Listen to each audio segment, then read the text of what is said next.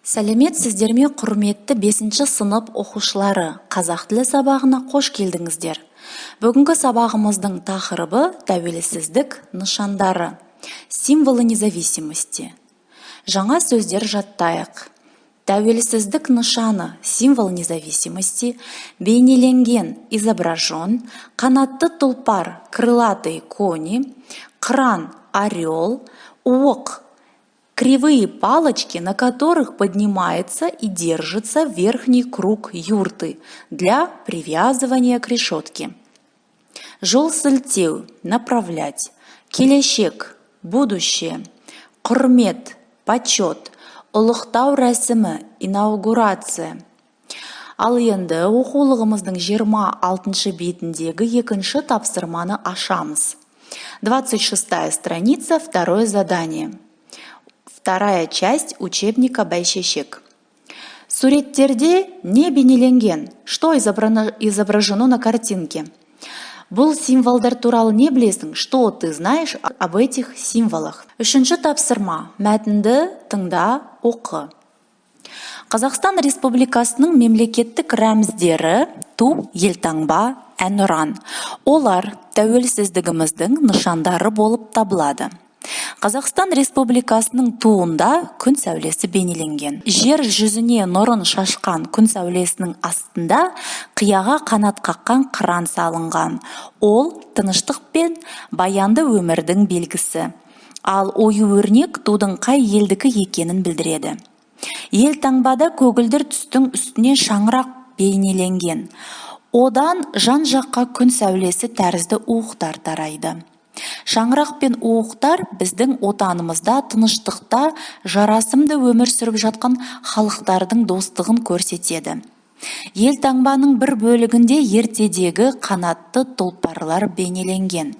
Елтаңбаның жоғарғы жағындағы 5 бұрыш бақытты өмірге жол сілтейтін жарық жұлдыздың белгісі. Төменгі жағындағы Қазақстан деген жазу республиканың атын көрсетеді. Масақ отанымыздың байлығын білдіреді. Әнұран мемлекеттің салтанатты әні. Оның сөздерінде халықтың мыңдаған жылғы тарихы, бүгінгі өмір мен келешек арманы айтылған. Әнұранды қолын жүректің тұсына қойып тұрып айтады.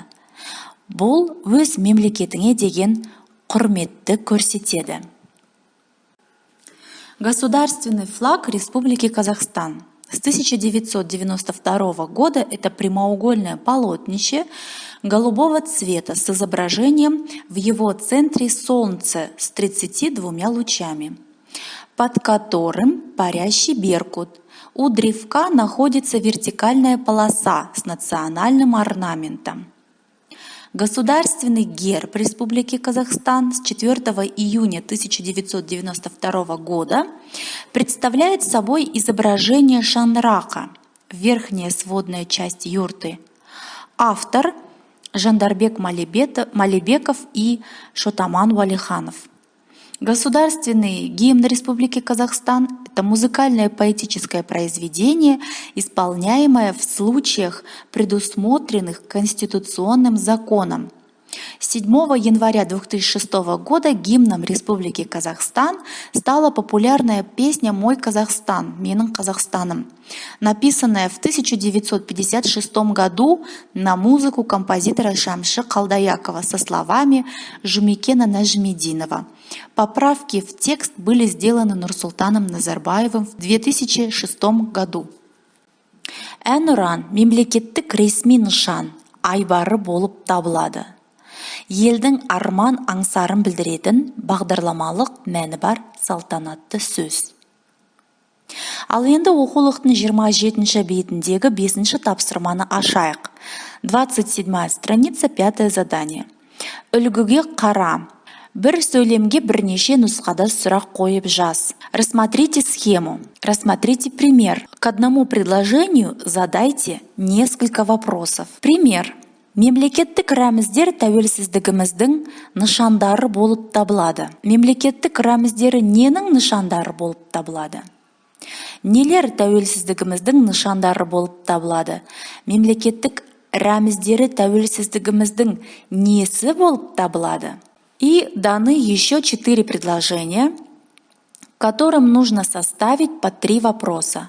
Қазақстан Республикасының туында күн сәулесі бейнеленген. Второе предложение. Елтаңба көгілдір түстің үстіне салынған шаңырақ бейнесінен тұрады. Третье предложение. Масақ отанымыздың байлығын білдіреді. И четвертое. Әнұранды қолдарын жүректің тұсына қойып, тұрып айту керек. Осымен бүгінгі сабағымыз аяқталды. Келесі кездескенше сау сәлематты болыңыздар.